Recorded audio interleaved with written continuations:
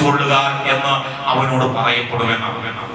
അല്ലാഹു സുബ്ഹാനഹു വ തആല നമുക്ക് നൽകിയ സമ്പത്തിൽ നിന്ന് ഈ 2.5% സക്കാത്ത് കൊടുക്കാൻ പറയും. 2.5% ആർക്ക് കൊടുക്കണം, എങ്ങനെ കൊടുക്കണം? 2.5% അത് പള്ളിയിലെ ഖത്തീബിന് കൊടുക്കുന്നതോ, ഇമാമിന് കൊടുക്കുന്നതോ, അതല്ലെങ്കിൽ പാവപ്പെട്ടവർക്ക് കൊടുക്കുന്നതോ, അയൽവാസി കൊടുക്കുന്നതോ, സ്വന്തം സ്ഥാപനത്തിലെ സ്റ്റാഫുകൾക്ക് കൊടുക്കുന്നതോ, ഇതൊന്നും സക്കാത്ത് എന്ന പേരിൽ കൊടുക്കേണ്ടതില്ല.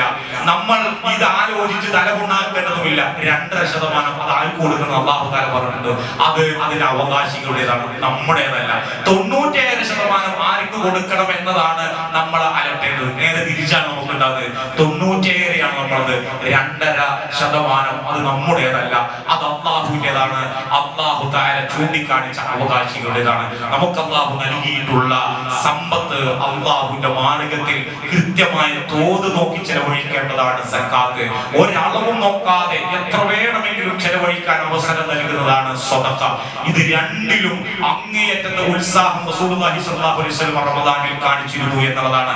അഥവാ സാമ്പത്തികമായ വിഷയത്തിലുള്ള നമ്മളുടെ ദൗർബല്യങ്ങളെയും നമ്മുടെ ചാബല്യങ്ങളെയും കൂടി ശുദ്ധീകരിക്കാനും ഹൃദയത്തിൽ നിന്ന് സമ്പത്തിനോടുള്ള ആർത്തിയെ ഇല്ലാതാക്കാൻ കൂടിയുള്ള ഒരു അവസരമായി കൊണ്ട് റമദാനിനെ കാണാൻ കഴിയണം. അല്ലാഹുവിന്റെ മാർഗ്ഗത്തിൽ ചെലവഴിക്കാനുള്ള ഒരു അവസരം കിട്ടുമ്പോൾ ആ അവസരത്തെ പരമാവധി വിനിയോഗിക്കാൻ കഴിയും. അങ്ങനെയുള്ള ഒരു അവസരം നമ്മുടെ ഇന്നത്തെ ജുമുഅയിലെ കളക്ഷൻ നമ്മുടെ അല്ലാഹുവിന്റെ മാർഗ്ഗത്തിൽ പ്രവർത്തിക്കുന്ന ഈ പള്ളിയുടെയും അനുബന്ധ പ്രവർത്തനങ്ങൾ, ദീനീ പ്രവർത്തനങ്ങൾക്ക് വേണ്ടിയുള്ള പരമാവധി ഇത് ഈ ഒരു പക്ഷേ ഈ വെള്ളിയാഴ്ച, ഈ റമദാനിലെ അവസാനത്തെ വെള്ളിയാഴ്ച ആയിരിക്കാം, അല്ലാഹു അലം. ഇതൊരു അവസരമായി കണ്ടുകൊണ്ട് അല്ലാഹുവിന്റെ ദീനിന്റെ മാർഗ്ഗത്തിൽ പരമാവധി സക്കാത്ത് കൃത്യമായി കൊടുക്കാനും അതുപോലെ തന്നെ ധാരാളമായി സദഖ കൊടുക്കാനുമുള്ള മനസ്സ് അല്ലാഹു നമുക്ക് അനുഗ്രഹിക്കുന്നു.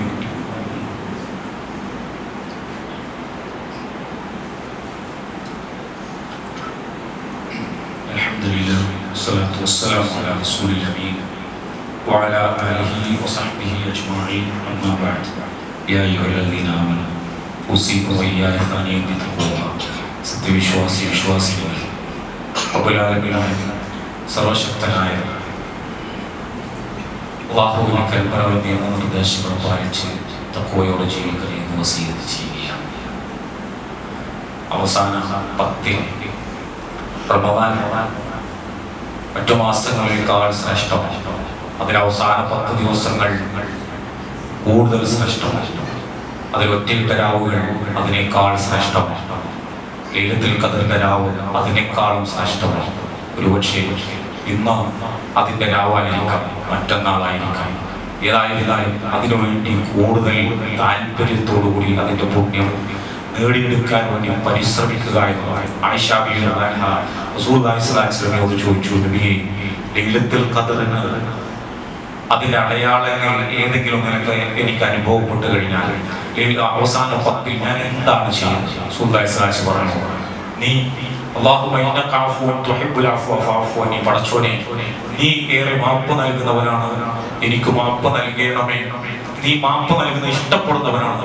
ഈ സാധുവിന്, ഈ പാപിയായ എനിക്ക് മാപ്പ് നൽകണേ എന്ന് നിരന്തരം പ്രാർത്ഥിച്ചുകൊണ്ടിരിക്കുകയാണ്.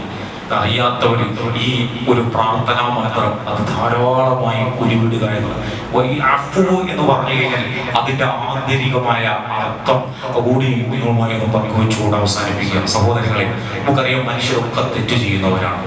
തെറ്റ് ചെയ്യുന്നതല്ല കുറ്റം. തെറ്റിനെ ന്യായീകരിക്കാതിരിക്കുകയും തെറ്റിനെ ഏറ്റുപറയുകയും അല്ലാഹുവോട് തൗബ ചെയ്യുകയും ഇസ്തിഗ്ഫാർ നടത്തുകയും ചെയ്യുക എന്നുള്ളതാണ്. ന്യായീകരിക്കുന്ന ഇബ്ലീസാണ്. നമുക്കറിയാം ആദം നബി അലൈഹി സ്വലാത്തു വസ്സലാമിന് തെറ്റ് പറ്റിയത് നമ്മൾ പലതവണ ചർച്ച ചെയ്തിട്ടുണ്ട്. ആദം നബി അലൈഹി സ്വലാത്തു വസ്സലാം എന്താ പറഞ്ഞത്? അത് ഒരു ഇബ്ലീസിനെ അങ്ങോട്ട് പടച്ചു കൊണ്ടിട്ടല്ലേ, ഈ ഇബ്ലീസ് കൂടെ ഉണ്ടായതുകൊണ്ടല്ലേ ഞാൻ തെറ്റിയത്, ഇല്ലെങ്കിൽ ഞാൻ നല്ല മനുഷ്യനാണെന്ന് പറഞ്ഞിട്ട് ന്യായീകരിച്ചില്ല. റബ്ബനാ വലംനാ അൻഫുസനാ വഇല്ലം തഗ്ഫിർ ലനാ വതർഹംനാ ലനകൂനന്ന മിനൽ ഖാസിരീൻ. പടച്ചോനെ, തെറ്റ് പറ്റിപ്പോയി, അക്രമമാണ് ചെയ്തത്, അല്ലാഹുവിന്റെ മുന്നിൽ കുറ്റം ഏറ്റു പറയാം, നിന്റെ റഹ്മത്ത് കിട്ടിയില്ലെങ്കിൽ ഞങ്ങൾ നഷ്ടക്കാരായി പോകുമെന്നാണ് പറയുന്നത്. എന്നാൽ അല്ലാഹു തആല ഈ ഇബ്ലീസിനോട് ഒരു സുജൂദ് ചെയ്യാൻ പറഞ്ഞു. ഫസജദൂ ഇല്ല, ഇബ്ലീസ് സുജൂദ് ചെയ്യില്ല. ഇബ്ലീസ് എന്താ പറഞ്ഞത്? ഫബിമാ അഗ്വൈതനി. ഇബ്ലീസിനെ അല്ലാഹു തആല ചോദ്യം ചെയ്തപ്പോൾ എന്നെ പഠിപ്പിച്ചു, അല്ലാഹു പഠിപ്പിച്ചു, അല്ലാഹുവിനെ കുറ്റപ്പെടുത്തി തന്റെ കൊള്ളരുതായ്മയെ ന്യായീകരിക്കുകയാണ് ഇബ്ലീസ് ചെയ്തത്.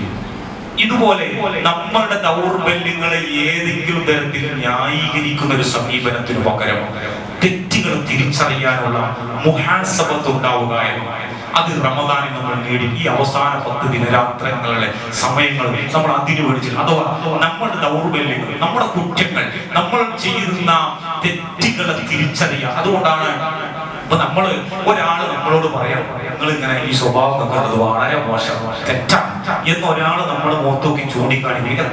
എത്ര ജാള്യതയുണ്ട്. നമ്മൾ അപമാനം കൊണ്ട് തല കുനിച്ചു പോവില്ല. അള്ളാഹു താല നാളെ പരലോകത്തെത്തിയിട്ട് നീ തെറ്റാണ് ചെയ്തത് എന്ന് അള്ളാന്റെ കോടതിയിൽ അത് ചൂണ്ടിക്കാണിക്കപ്പെടുമ്പോൾ അപമാനിതരായി വിരല് കടിച്ചു പോകുന്ന ഒരു അവസ്ഥ ഇല്ലാതിരിക്കാൻ വേണ്ടിയിട്ട് നമ്മളോട് തെറ്റുകളെ തിരിച്ചറിയാൻ മഹാനായ ഉമർ ബിൻ ഖത്താബ് പറയാം, ഹസിബു ഖബ്ല അൻ തുഹാസബു, നിങ്ങൾ വിചാരണ ചെയ്യുന്നതിന് മുമ്പ് നിങ്ങൾ സ്വയം വിചാരണ ചെയ്യുക എന്നാണ്. എന്തിനാണ്? നിങ്ങളുടെ നിങ്ങളുടെ അമലുകൾ തൂക്ക് നോക്കുന്നതിന് മുമ്പ് നിങ്ങൾ ഇവിടുന്ന് ഒന്ന് തൂക്കി നോക്കുക. ഇവിടുന്ന് ഒന്ന് തൂക്കി, നമ്മൾ ഒരേ എയർപോർട്ടിൽ പോണതിന് മുമ്പ് വീട്ടിൽ നിന്ന് ലഗേജിന്റെ വെയിറ്റ് നോക്കണമോ, ഇവിടുന്ന് ഒന്ന് നോക്കുക. ഇല്ലെങ്കിൽ അവിടുന്ന് ഇതൊക്കെ തടയപ്പെടുമെന്നാണ്. അങ്ങനെ ആവുമ്പോൾ നമ്മുടെ തെറ്റുകൾ നമുക്ക് തെറ്റുകൾ തിരിച്ചറിയുക എന്നതാണ് ഒരു വിശ്വാസിയുടെ ലക്ഷ്യം. തെറ്റുകൾ തിരിച്ചറിയുമ്പോൾ എന്താണ് ഒരു വിശ്വാസി ഉണ്ടാവുക? തൗബയാണ്. സത്യവിശ്വാസികളെ നിങ്ങൾ അല്ലാഹുവിലേക്ക് തൗബ ചെയ്യുക. തൗബ എന്ന് പറഞ്ഞാൽ തിന്മകളിൽ നിന്ന് അല്ലാഹുവിലേക്ക് തിരിച്ചു പോകുക. അപ്പൊ ഞാൻ ചെയ്തത് തെറ്റാണ് എന്ന് മനസ്സിലായി. എന്താണ് അതിന് പരിഹാരം? ഈ തിന്മകളിൽ നിന്ന് അല്ലാഹുവിലേക്ക് തിരിച്ചു പോകുക. തിരിച്ചുപോക്കാണ് തൗബ. തൗബ അല്ലാഹുവിലേക്കുള്ള തിരിച്ചുപോക്കാണ്. ഇസ്തിഗ്ഫാർ അതിന്റെ അടുത്ത ഘട്ടമാണ്. ഇസ്തിഗ്ഫാർ അടുത്ത ഘട്ടമാണ്. ഇസ്തിഗ്ഫാർ ഗഫറ എന്ന് പറഞ്ഞു കഴിഞ്ഞാൽ പൊറുക്കലിനെ തേടുകയാണ്. പൊറുക്കലിനെ തേടുന്നതിന് പണ്ഡിതന്മാർ നൽകുന്ന വ്യാഖ്യാനം പുറത്തു കൊടുക്കുക എന്ന് പറഞ്ഞു കഴിഞ്ഞാൽ മായ്ച്ചു കളയാനാണ്. പുറത്തു കൊടുക്കുന്നത് തൽക്കാലം നമ്മുടെ തിന്മകൾ. ഇപ്പൊ നമ്മുടെ വീട്ടിലേക്ക് ഒരു കള്ളൻ കയറി വന്നു, ഒരാൾ വന്നു, വലിയ അക്രമം ചെയ്തു, അയാൾ മോഷണ ശ്രമത്തിൽ നമ്മൾ പിടിച്ചു. നമ്മൾ അയാളെ പിടിച്ചിരുത്തി ഒരുപാട് ഉപദേശിച്ചു, ഇത് ചെയ്തത് തെറ്റാണെന്ന്. അയാൾക്ക് വലിയ കുറ്റബോധം ഉണ്ടായി. അങ്ങനെ അദ്ദേഹത്തിന് നമ്മൾ മാപ്പാക്കി കൊടുക്കും. അയാൾ ക്ഷമിച്ചു കൊടുക്കണം. ക്ഷമിച്ചു കൊടുക്കുമ്പോ അയാൾ ഇനി ഇത് ആവർത്തിക്കില്ല എന്ന് അയാൾ ആണയിട്ട് കുറ്റബോധത്തോടുകൂടി കുറ്റമേറ്റു പറഞ്ഞപ്പോ നമ്മൾ അതിന്റെ CCTV ദൃശ്യങ്ങളും അയാളുടെ ഫോട്ടോ ഐഡന്റിറ്റിയും എല്ലാം നമ്മൾ ഡിലീറ്റ് ആക്കി. നിന്നെ വിശ്വസിച്ചോട് ഞാൻ ഇതെല്ലാം ഒഴിവാക്കി തരുന്നു എന്ന് പറയുന്നതാണ് അഫ്വ്. എന്നാൽ ഡാറ്റ അവിടെ നിലനിർത്തിക്കൊണ്ട് അയാൾക്ക് തൽക്കാലം ക്ഷമിച്ചു കൊടുക്കലാണ് ഇസ്തിഗ്ഫാർ ഗഫൂർ എന്ന് പറയുന്നത്. അഥവാ റമദാനിലെ അഫ്വിന് വേണ്ടിയുള്ള, മാപ്പിന് വേണ്ടിയുള്ള നമ്മുടെ തേട്ടം എന്ന് പറയുന്നത് നമ്മുടെ ജീവിതത്തിന്റെ കണക്കു പുസ്തകത്തിൽ നിന്ന് തിന്മകളെ എന്നേക്കുമായി മായ്ച്ചു കളയാൻ, വിഭാടനം ചെയ്യാൻ, അത് റിമൂവ് ചെയ്ത് കളയുവാൻ, അങ്ങനെ നമ്മുടെ മനസ്സിനെ ശുദ്ധീകരിച്ചെടുക്കുവാൻ വേണ്ടിയുള്ള പ്രാർത്ഥനയാണ്. അത് ഇസ്തിഗ്ഫാറിനും മേലെയാണ് അഫ്വിന് വേണ്ടിയുള്ള പ്രാർത്ഥന. പടച്ചോനെ, നീ മാപ്പ് നൽകുന്നവനാണ്, നീ അതിന് ഇഷ്ടപ്പെടുന്നവനാണ്, നിന്റെ ഇഷ്ടമാണ് ഞാൻ നിന്നോട് ആവശ്യപ്പെടുന്നത് എന്ന് പറഞ്ഞുകൊണ്ട് അള്ളാഹുവിന്റെ ഇഷ്ടത്തിനനുസരിച്ചുകൊണ്ട് പരമാവധി നന്മകളെ അധികരിപ്പിക്കുവാനും തിന്മകളിൽ നിന്ന് അള്ളാഹുവോട് ഇസ്തിഗ്ഫാർ ചെയ്യാനും നമുക്ക് സാധിക്കണം. അതിനുള്ള അവസരമായി കൊണ്ട് റമദാനിൽ ഉപയോഗപ്പെടുത്തുക. അള്ളാഹു സുബ്ഹാനഹു വ തആല അറിഞ്ഞും അറിവില്ലായ്മ കൊണ്ട്, സാഹചര്യങ്ങളുടെ സമ്മർദ്ദങ്ങൾ കൊണ്ട് ഇരുട്ടത്തും വെളിച്ചത്തും തനിച്ചിരുന്നു നമ്മൾ ചെയ്തു പോയിട്ടുള്ള ചെറുതും വലുതുമായ എല്ലാ തെറ്റുകളും തിന്മകളും അബദ്ധങ്ങളും അപാകതകളും അല്ലാഹു സുബ്ഹാനഹു വ തആല നമുക്ക് വിട്ടുപുറത്ത് മാപ്പാക്കി തരുമാറാകട്ടെ. ജീവിതത്തിലെപ്പോഴും ഈമാനും തഖ്വയും വിശുദ്ധിയും സത്യസന്ധതയും ഉറപ്പിച്ച് ജീവിക്കുന്ന ഏറ്റവും ഉത്തമരായ മുഅ്മിനീങ്ങളിൽ മുത്തഖികളിൽ അല്ലാഹു സുബ്ഹാനഹു വ തആല നമ്മെ ഉൾപ്പെടുത്തി അനുഗ്രഹിക്കുമാറാകട്ടെ. അല്ലാഹുവിന്റെ കലിമത്ത് തൗഹീദ് അനുസരിച്ചുകൊണ്ട് ജീവിക്കുന്നതിന്റെ പേരിൽ എന്ത് തരത്തിലുള്ള പ്രയാസങ്ങൾ ജീവിതത്തിൽ അനുഭവിക്കേണ്ടി വന്നാലും, സാമ്പത്തികമാണ് എങ്കിലും ശാരീരികമാണ് എങ്കിലും കുടുംബപരമാണ് എങ്കിലും അതെല്ലാം തന്നെ ക്ഷമയോടെ അതിനെയൊക്കെ ഈമാനിന്റെ കരുത്തോടെ അതിജീവിക്കാൻ അല്ലാഹു സുബ്ഹാനഹു വ തആല നമുക്ക് ഈമാനികമായ ആത്മബലം നൽകി അനുഗ്രഹിക്കുമാറാകട്ടെ. മുസ്ലിം ലോകം അപ്രകാരം വലിയ തോതിലുള്ള പ്രയാസങ്ങൾ, വെല്ലുവിളികൾ, ഉപദ്രവങ്ങൾ, ആക്രമണങ്ങൾ അനുഭവിച്ചുകൊണ്ടിരിക്കുകയാണ്. ലോകത്ത് നിലനിൽക്കുന്ന എല്ലാ അസ്വസ്ഥതകളും അരക്ഷിതാവസ്ഥയ്ക്കും അല്ലാഹു സുബ്ഹാനഹു വ തആല അറുതി വരുത്തി പെരുമാറാകട്ടെ. നമ്മുടെ രാജ്യങ്ങളും രാഷ്ട്രങ്ങളും വ്യക്തികളൊക്കെ തമ്മിലുള്ള ഭിന്നതകളും അതുപോലെയുള്ള പ്രശ്നങ്ങളും ഒക്കെ നീക്കിക്കൊണ്ട് അല്ലാഹു സുബ്ഹാനഹു വ തആല നമ്മുടെ ഹൃദയങ്ങൾക്കിടയിൽ അല്ലാഹു ഐക്യവും സ്നേഹവും ബന്ധവും കൂട്ടി അല്ലാഹു നമ്മളെയൊക്കെ യോജിപ്പിക്കുമാറാകട്ടെ. ലോകത്തിന്റെ വിവിധ ഭാഗങ്ങളിൽ ഒരുപാട് ആളുകൾ പീഡിപ്പിക്കപ്പെടുന്നുണ്ട്. അല്ലാഹു സുബ്ഹാനഹു വ തആല ദുർബലർക്ക് ആശ്വാസവും സാന്ത്വനവും നൽകി അനുഗ്രഹിക്കുമാറാകട്ടെ. വലിയ രോഗങ്ങൾ, പകർച്ചവ്യാധികൾ, പലതരത്തിലുള്ള രോഗങ്ങൾ ഓരോ ദിവസവും പുതുതായി ഉണ്ടായിക്കൊണ്ടിരിക്കുന്നു. അല്ലാഹു സുബ്ഹാനഹു വ തആല അത്തരത്തിലുള്ള പകർച്ചവ്യാധികളിൽ നിന്നും മഹാമാരികളിൽ നിന്നും പരീക്ഷണങ്ങൾ നമ്മളെയും നമ്മുടെ നാടിനെയും കാത്തിരക്ഷിക്കുമാറാകട്ടെ. സാമ്പത്തികമായി അല്ലാഹു നൽകിയിട്ടുള്ള അനുഗ്രഹം, അതിന്റെ ബാധ്യത കൃത്യമായി അതിന്റെ കണക്ക് നോക്കി യഥാസമയം സക്കാത്ത് നൽകുന്നവരിൽ അല്ലാഹു നമ്മെ ഉൾപ്പെടുത്തി അനുഗ്രഹിക്കുമാറാകട്ടെ.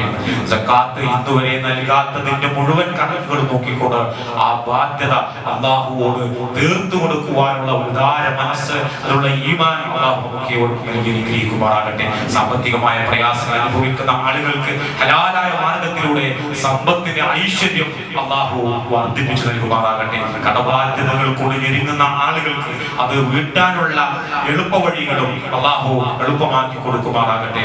അല്ലാഹു സുബ്ഹാനഹു വ തആല നമ്മുടെ മക്കളെയും വളർന്നു വരുന്ന തലമുറയെയും ദീനിൽ അടിയുറപ്പിച്ചു നിർത്തുകയും അധാർമികമായ ലഹരിക്ക് അടിമപ്പെടുന്ന എല്ലാ തെറ്റായ പ്രവണതകളിൽ നിന്നും അല്ലാഹു അവർക്ക് സംരക്ഷണവും നേരിട്ട മാർഗത്തിൽ അവർക്ക് ഹിദായത്ത് നൽകുകയും ചെയ്യുമാറാകട്ടെ. നമ്മളെ ഭരിക്കുന്ന ഭരണാധികാരികൾക്ക് നീതിബോധത്തോടുകൂടി സമത്വബോധത്തോടുകൂടി ഭരണം നിർവഹിക്കുവാൻ അല്ലാഹു അവർക്ക് സന്മനസ് നൽകി അനുഗ്രഹിക്കുമാറാകട്ടെ. പ്രാർത്ഥിക്കുവാൻ വേണ്ടി ധാരാളമാണ് നമ്മുടെ മുതിർന്ന സഹോദരൻ ഹുസൈൻക ആരോഗ്യപരമായിട്ടുള്ള പ്രയാസം കൊണ്ട് അദ്ദേഹത്തിന്റെ ആഫിയത്തിന് വേണ്ടി പ്രാർത്ഥിക്കുവാൻ വേണ്ടി നമ്മളോട് വസിയത്ത് ചെയ്തിരിക്കുന്നു. ഇപ്രകാരം പലരുടെയും വീടുകളിലും കുടുംബങ്ങളിലും ഒക്കെ ആയിക്കൊണ്ട് സ്നേഹജനങ്ങൾ സാമ്പത്തികമായി ശാരീരികമായും ഒക്കെ ഈ പുണ്യദിനത്തിൽ പ്രയാസം അനുഭവിക്കുന്നവർ അല്ലാഹു സുബ്ഹാനഹു വ തആല എല്ലാവർക്കും ആഫിയത്തും ആശ്വാസവും സാന്ത്വനവും സമാധാനവും നൽകി അല്ലാഹു അനുഗ്രഹിക്കുമാറാകട്ടെ. അതുപോലെ തന്നെ സഹോദരികളെ, നമ്മുടെ ഈ മഹലിന്റെ ഈ രൂപത്തിലുള്ള വളർച്ചയ്ക്ക് പിന്നിൽ പ്രവർത്തിച്ചിട്ടുള്ള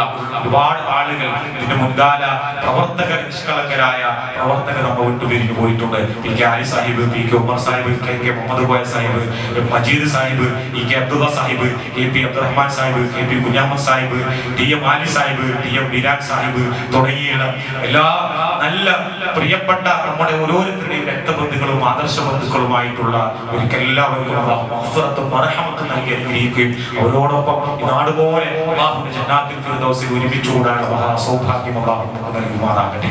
നമ്മുടെ മാതാപിതാക്കൾ നമ്മളെ വളർത്തി വലുതാക്കാൻ ഒരുപാട് കഷ്ടപ്പെട്ടിട്ടുണ്ട്. നമ്മുടെ ജീവിതാന്ത്യം വരെ അവരുടെ ജീവിതാന്ത്യം വരെ അവരെ തിരിച്ച് സ്നേഹിക്കാനും പരിപാലിക്കാനും പരിചരിക്കുവാനുമുള്ള ആയുരാരോഗ്യവും സമ്പത്തും അല്ലാഹു നൽകി അനുഗ്രഹിക്കുമാറാകട്ടെ. ഈ പരിശുദ്ധ റമദാനിലെ മുഴുവൻ നോമ്പുകൾ ഈമാനോടെ ഇഹ്തിസാബോടെ നോറ്റുകൂട്ടാനും നോമ്പിലെയും ലൈലത്തുൽ ഖദറിന്റെയും മുഴുവൻ പുണ്യങ്ങളും പ്രതിഫലവും നേടിയെടുക്കുവാൻ വേണ്ടി പരിശ്രമിക്കുന്ന വിജയികളിൽ അല്ലാഹു നമ്മെ ഉൾപ്പെടുത്തി അനുഗ്രഹിക്കുമാറാകട്ടെ. റബ്ബനാ اللهم اغفر للمؤمنين والمؤمنات والمسلمين والمسلمات الأحياء منهم والأموات إنك مجيب الدعوات يا قاضي الحاجات. اللهم أعز الإسلام والمسلمين وأذل الشرك والمشركين.